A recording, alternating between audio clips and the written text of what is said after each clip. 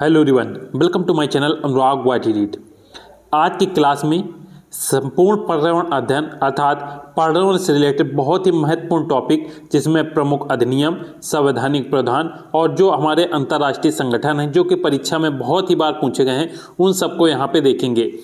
ये क्लास याद रखिएगा, यूपीएसआई, यूपी होमगार्ड और यूपी कांस्टेबल तीनों के लिए बहुत ही महत्वपूर्ण है। साथ में एसएससी के लिए भी महत्वपूर्ण है, क्योंकि एसएससी में पर्यावरण अध्ययन से 1 से 2 प्रश्न जरूर पूछे जाते हैं। और यूपी टेट के लिए बहुत ज़्यादा महत्वपूर्ण है। यदि आप यूपी टेट की तैयारी कर रहे हैं तो यूपी टेट के लिए ये बहुत ज़्यादा इंपॉर्टेंट रहेगी, क्योंकि यूपी टेट में पर्यावरण से 30 प्रश्न पूछे जाते हैं। शुरू करते हैं। सर्वप्रथम हम देखेंगे पर्यावरण संरक्षण अधिनियम। याद रखिएगा, पर्यावरण संरक्षण अधिनियम कैसे बना, तो सबसे पहले एक स्टॉकहोम सम्मेलन हुआ था 1972 में। याद रखिएगा, स्टॉकहोम सम्मेलन कब हुआ? 1972 में, जिसमें भारत शामिल हुआ था। इसके बाद 1984 ईस्वी में एक घटना हुई जिसे भोपाल गैस त्रासदी के नाम से जानते हैं। तो कई बार ये परीक्षा में प्रश्न पूछा जा चुका है कि भोपाल गैस त्रासदी कब हुई थी? 1984 में हुई थी। साथ में आपको याद रखना है, भोपाल गैस त्रासदी किस गैस के रिसाव कारण हुई थी? तो मिथाइल आइसोसाइनेट, जिसे हम मिग गैस के नाम से भी जानते हैं। ये बहुत ही मात्रा में रिसाव हुआ था, जिसके कारण ये त्रासदी हुई और जिसमें हजारों लोगों की यहाँ पे मौत हो गई थी। तो आपको 2 पॉइंट याद रखना है। सबसे पहले याद रखना है कि भोपाल गैस त्रासदी 1984 को हुई थी और मिथाइल आइसोसाइनेट के यहाँ पे रिसाव के कारण। अब इसके बाद स्टॉकहोम सम्मेलन 1972 होने के बाद 19 नवंबर 1986 को, याद रखिएगा, पर्यावरण संरक्षण अधिनियम जो था ये यहाँ पे पारित कर दिया गया था। तो आपको डेट याद रखना है कि पर्यावरण संरक्षण अधिनियम कब पारित किया गया? 19 नवंबर 1986 को। ज्यादातर यहाँ पे सन पूछा जाता है, तो आपको ईयर इसका याद रखना है कि पर्यावरण संरक्षण अधिनियम 1986 को मनाया जाता है। इसके बाद नेक्स्ट पॉइंट आपको याद रखना है कि ये जो पर्यावरण संरक्षण अधिनियम है, इसे हम छाता विधान या फिर अम्ब्रेला लेजिस्लेशन भी कहा जाता है। साथ में संवैधानिक आधार कौन सा था? तो अनुच्छेद 253 के तहत पर्यावरण संरक्षण अधिनियम को यहाँ पे बनाया गया। नेक्स्ट पॉइंट यहाँ पे देखेंगे, संवैधानिक उल्लेख यदि देखेंगे तो अनुच्छेद 253 पर्यावरण संरक्षण अधिनियम से रिलेटेड कुछ यहाँ पे अनुच्छेदों को आपको जानना बहुत जरूरी है, जिसमें सबसे पहले है अनुच्छेद 253। ये बताता है कि संसद को अंतर्राष्ट्रीय संधियों को प्रभावित बनाने की शक्ति अनुच्छेद 253 के तहत है, तथा अनुच्छेद 48 ये बताता है कि राज्य का कर्तव्य है पर्यावरण संरक्षण और सुधार। बहुत ही इंपॉर्टेंट है अनुच्छेद 38 से, ये कहता है कि पर्यावरण संरक्षण और सुधार ये राज्य का कर्तव्य होगा। और 42वें संशोधन 1976 के तहत इसको यहाँ पे जोड़ा गया। नेक्स्ट यहाँ पे देखेंगे अनुच्छेद 51A के तहत, अनुच्छेद 51A जी के तहत यहाँ पे नागरिक का कर्तव्य है कि वन, झील, नदी और वन्य जीवों की यहाँ पे रक्षा करे। जैसे हम कहीं पर किसी नदी किनारे यहाँ पे जाते हैं तो वहाँ पे कचरा न फैलाएं, अर्थात वन, झील, नदी और वन्य जीवों की रक्षा करना ये हमारा कर्तव्य है अनुच्छेद 51A जी के तहत। ये बहुत ही इंपॉर्टेंट यहाँ पे अनुच्छेद थे। अब यहाँ पे प्रमुख अधिनियम यहाँ पे एक नज़र में देखेंगे, इसके बाद इसको हम विस्तार से डिस्कस करेंगे। सबसे पहला आता है अधिनियम 1927। याद रखिएगा, भारतीय वन अधिनियम जो था ये 1927 को पारित हुआ था। नेक्स्ट है वन जीव संरक्षण अधिनियम, याद रखिएगा 1972 को पारित हुआ। नेक्स्ट है प्रोजेक्ट टाइगर, याद रखिएगा प्रोजेक्ट टाइगर यहाँ पे 1973 को पारित हुआ था। नेक्स्ट है जल प्रदूषण निवारण अधिनियम, जल प्रदूषण निवारण अधिनियम याद रखिएगा 1974 को पारित हुआ। नेक्स्ट अधिनियम है यहाँ पे वन संरक्षण अधिनियम, वन संरक्षण अधिनियम कब पारित हुआ? तो 1980 ईस्वी को पारित हुआ था। नेक्स्ट यहाँ पे है वायु प्रदूषण निवारण अधिनियम, याद रखिएगा ये वायु प्रदूषण 1981 को पारित हुआ। और नेक्स्ट है यहाँ पे जैव विविधता अधिनियम, जैव विविधता अधिनियम याद रखिएगा 2002 को पारित हुआ था। ये जितने भी अधिनियम यहाँ पे दिए गए हैं बहुत ही अधिक इम्पॉर्टेंट हैं और परीक्षा में ये सभी बहुत ही अधिक बार पूछे गए हैं। जिसमें से भारतीय वन अधिनियम, याद रखिएगा भारतीय वन अधिनियम 1927 को पारित हुआ। वन्य जीव संरक्षण अधिनियम 1972, प्रोजेक्ट टाइगर 1973, जल प्रदूषण अधिनियम 1974, वन संरक्षण अधिनियम 1980, वायु प्रदूषण निवारण अधिनियम 1981 और जैव विविधता अधिनियम 2002 को ये पारित हुआ था। अब इसके बाद इनको हम विस्तार से यहाँ पे देखेंगे। वन्य जीव संरक्षण अधिनियम, आपको ज्ञात है कि वन्य जीव संरक्षण अधिनियम 1972 ईस्वी को पारित हुआ था। इसका उद्देश्य क्या था? तो संकटग्रस्त प्रजातियों को अवैध शिकार से बचाना था। जैसे जो प्रजातियां यहाँ पे संकटग्रस्त थी या फिर लुप्त हो रही थी, उनको यहाँ पे अवैध शिकार से बचाना ही वन्य जीव संरक्षण अधिनियम का उद्देश्य था। जैसे कस्तूरी मृग, याद रखिएगा कस्तूरी मृग जो था ये 1970 को प्रोजेक्ट यहाँ पे चालू हुआ था और केदारनाथ में। प्रोजेक्ट हंगुल 1970 को स्टार्ट किया गया 10 ग्राम जम्मू कश्मीर में। नेक्स्ट था प्रोजेक्ट टाइगर 1973 को यहाँ पे स्टार्ट हुआ पर जिम कार्बेट से।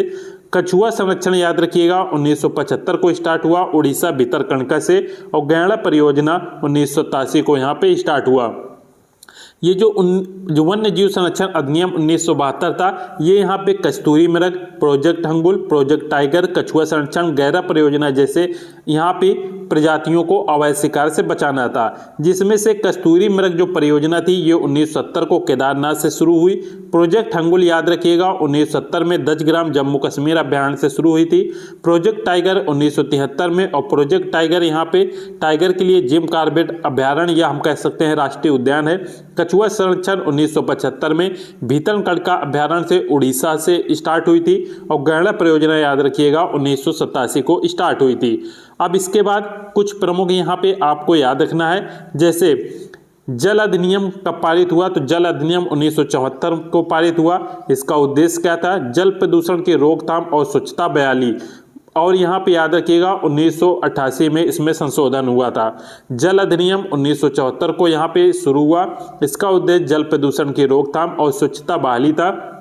और जल अधिनियम 1974 याद रखिएगा 1988 में इसमें संशोधन हुआ। इसके बाद आया वन संरक्षण अधिनियम 1980। इसका उद्देश्य वनों की कटाई को रोकना था, अर्थात वनों में हो रही अंधाधुंध कटाई को रोकना था। और वन संरक्षण अधिनियम 1980 को पारित हुआ। वायु अधिनियम 1981 को पारित हुआ। इसका उद्देश्य था वायु गुणवत्ता की रक्षा और प्रदूषण को नियंत्रण करना। उद्योगों के लिए राज्य बोर्ड की अनुमति यहाँ पे अनिवार्य कर दी गई। तो ये प्रमुख अधिनियम है जो आपको याद रखना है। इसके बाद यहाँ पे चलते हैं आगे जैव विविधता अधिनियम की ओर। याद रखिएगा जैव विविधता अधिनियम 2002 को पारित हुआ था। जीवों और पादपों की प्रजातियों की बहुलता जहाँ पे होती है वहाँ पे बायोडायवर्सिटी अर्थात जैव विविधता वहाँ पे लागू होता है। जैव विविधता दिवस कब मनाते हैं, तो जैव विविधता दिवस याद रखिएगा 22 मई को मनाया जाता है। जैव विविधता के लिए जो पर्यावरण का शत्रु हो ये याद रखिएगा यूकेलिप्टस है। यूकेलिप्टस क्यों है, क्योंकि ये बहुत ही अधिक पानी यहाँ पे सोखता है, या हम कह सकते हैं यूकेलिप्टस पेड़ों के लिए बहुत ही अधिक पानी की आवश्यकता होती है। यदि किसी खेत के आसपास या किसी स्थान पे यूकेलिप्टस लगा दिया जाता है तो उसके आसपास पानी की कमी हो जाती है, इसलिए पर्यावरण के शत्रु यूकेलिप्टस को यहाँ पे माना जाता है। जैव विविधता के 4 क्षेत्र हैं, हिमालय क्षेत्र, पश्चिमी घाट, सुंडालैंड और इंडो वर्मा क्षेत्र। इनको आपको याद रखना है। और सबसे इंपॉर्टेंट है कि जैव विविधता अधिनियम 22 मई को मनाया जाता है और 2002 को ये शुरू हुआ था। नेक्स्ट है भारत में कुल 45 जैव विविधता विरासत स्थल हैं और ये कि दिसंबर 2025 तक हैं।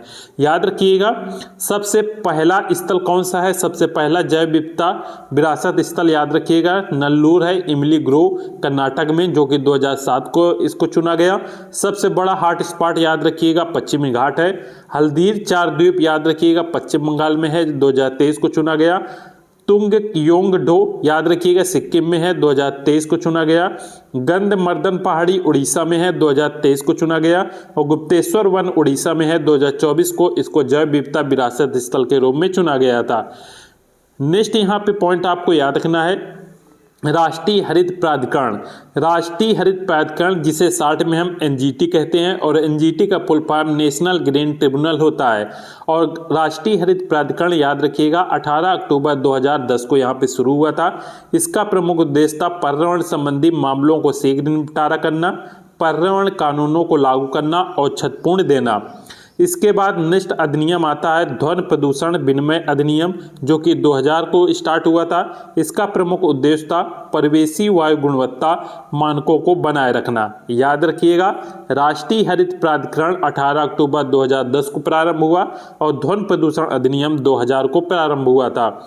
इसके बाद नेक्स्ट यहाँ पे कुछ अंतर्राष्ट्रीय अधिनियम को देखेंगे, जैसे IUCN याद रखिएगा 1938 को यहाँ पे प्रारंभ हुआ। इसका हेडक्वार्टर अर्थात मुख्यालय ग्लैंड स्विट्जरलैंड में है। इसका काम क्या है, तो रेड डाटा बुक ही इसका काम है जारी करना, और रेड डाटा बुक के अंदर संकटग्रस्त प्रजातियों की यहाँ पे सूची होती है। IUCN का पूरा नाम याद रखिएगा, international union for conservation of nature है। बहुत ही इंपॉर्टेंट है IUCN। इसकी सारी डिटेल आपको याद रखना है कि IUCN 1948 को स्टार्ट हुआ। इसका हेडक्वार्टर ग्लैंड स्विट्जरलैंड में है। ये रेड डाटा बुक को जारी करता है और इसका पूरा नाम भी याद रखना है क्योंकि कभी कभी इसका फुल फॉर्म भी आ जाता है। इसके बाद नेक्स्ट है UNEP, जिसे हम UNEP 1972 को ये प्रारंभ हुआ। इसकी स्थापना 5 जून 1972 को स्टॉकहोम सम्मेलन में हुई थी। याद रखिएगा स्टॉकहोम सम्मेलन कब हुआ था, प्रारंभ में ही आपको बताया था कि 1972 को हुई थी और इसी स्टॉकहोम सम्मेलन में UNEP की स्थापना हुई 5 जून 1972 को। UNEP की हेडक्वार्टर याद रखिएगा नैरोबी केन्या में है। इसमें पुरस्कार ग्लोबल 500 अवार्ड जो है UNEP 1972 से रिलेटेड है। याद रखिएगा परीक्षा में कई बार आया है कि ग्लोबल 500 अवार्ड या पुरस्कार किसके द्वारा दिया जाता है, तो ये पुरस्कार UNEP के द्वारा दिया जाता है और UNEP की स्थापना 5 जून 1972 को हुई थी। इसका मुख्यालय नैरोबी केन्या में है। नेक्स्ट यहाँ पे है प्रमुख अंतर्राष्ट्रीय गैर सरकारी संगठन देखेंगे, WWF। सबसे पहले इसका आपको फुल फॉर्म याद रखना है कि WWF का full form world wide fund for nature होता है। इसकी स्थापना 1961 में हुई थी। इसका उद्देश्य लुप्त प्राय स्थानों और वन्यजीव की रक्षा करना था। WWF का पूरा नाम है world wide fund for nature. इसकी स्थापना 1961 में हुई थी। नेक्स्ट है ग्रीन पीस इंटरनेशनल। याद रखिएगा ग्रीन पीस इंटरनेशनल की स्थापना 1971 को हुई थी। इसका हेडक्वार्टर एम्स्टर्डम नीदरलैंड में है और इसका उद्देश्य जलवायु परिवर्तन और वनों की कटाई को रोकना है। नेक्स्ट है रामसर सम्मेलन। रामसर सम्मेलन याद रखिएगा 2 फरवरी 1971 को हुआ था और रामसर सम्मेलन कहाँ पर हुआ था, तो याद रखिएगा ईरान में 2 फरवरी 1971 को हुआ था। इसका विषय था आर्द्रभूमि का संरक्षण करना और भारत शामिल हुआ 1982 में और कुल इस समय रामसर साइटें जो हैं वो 82 हैं। याद रखिएगा कुल साइटें कितनी हैं, तो 82 हैं और भारत 1982 में शामिल हुआ था। रामसर सम्मेलन कब हुआ, तो 2 फरवरी 1971 को हुआ था। इसीलिए जो आर्द्रभूमि संरक्षण या हम कह सकते हैं वेटलैंड डे मनाते हैं वो 2 फरवरी को मनाया जाता है। इसके बाद स्टॉकहोम सम्मेलन देखेंगे। स्टॉकहोम सम्मेलन 5 जून 1972 को हुआ था और कहाँ पर हुआ, तो याद रखिएगा स्वीडन में हुआ था। इसका महत्व क्यों है, क्योंकि पहला विश्व पर्यावरण सम्मेलन इसी के आधार पर हुआ था। परिणाम क्या हुआ, UNEP का गठन हुआ था और विश्व पर्यावरण दिवस की यहाँ पे गठन हुआ। विश्व पर्यावरण दिवस याद रखिएगा 5 जून को मनाते हैं और UNEP का गठन कब हुआ था, इसका गठन भी 5 जून 1972 को हुआ था। इसको आपको याद रखना है। नेक्स्ट यहाँ पे चलेंगे मॉन्ट्रियल प्रोटोकॉल। मॉन्ट्रियल प्रोटोकॉल की स्थापना 1987 को हुई थी और ये कहाँ पर है, कहाँ पर इसकी स्थापना हुई, तो मॉन्ट्रियल प्रोटोकॉल की स्थापना कनाडा में हुआ था। इसका उद्देश्य है ओजोन परत संरक्षण अर्थात CFC कम करना। क्लोरोफ्लोरोकार्बन जो होता है उसको कम करना ही मॉन्ट्रियल प्रोटोकॉल का यहाँ पे उद्देश्य है, अर्थात हमारे जो ओजोन परत संरक्षण है, ओजोन परत की यहाँ पे रक्षा करना ही सूर्य की पराबैंगनी किरणों से हमारे पृथ्वी को यहाँ पे बचाना, इसका मॉन्ट्रियल प्रोटोकॉल का काम है। अर्थात ओजोन परत संरक्षण। और कब मनाया जाता है, तो याद रखिएगा ओजोन दिवस याद रखिएगा 16 सितंबर को मनाया जाता है। तीनों पॉइंट आपको याद रखना है कि मॉन्ट्रियल प्रोटोकॉल की स्थापना कब हुई, 1987 को कनाडा में हुई थी। इसका उद्देश्य है ओजोन परत संरक्षण को कम करना और इस दिवस कब मनाया जाता है, तो 16 सितंबर को याद रखिएगा ओजोन दिवस मनाया जाता है। नेक्स्ट है क्योटो प्रोटोकॉल। क्योटो प्रोटोकॉल याद रखिएगा 1997 में इसकी स्थापना हुई। इसका मुख्यालय याद रखिएगा जापान में है। उद्देश्य क्या है, ग्लोबल वार्मिंग या ग्रीन हाउस गैसों को यहाँ पे कम करना। ग्रीन हाउस गैसें के अंतर्गत कार्बन डाइऑक्साइड और मीथेन अर्थात CH4 यहाँ पे आता है।